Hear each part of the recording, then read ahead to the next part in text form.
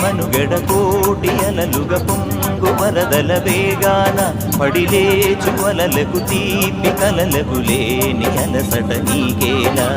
నల్ల నల్ల నీళ్ళలోన ఎల్లకిల్ల పడ్డట్టున్న అల్లు మల్లు ఆకాశాన చుక్కల్లు అమ్మాయంటే జాబిల్లమ్మ అబ్బాయంటే సూర్యుడమ్మ ఇంటిది బలవలంట దిక్కులు ఎవరికి వారే యమునకు నీరే రేవు నీరు నావదంట నావతోడు రేవుదంట పంచుకుంటే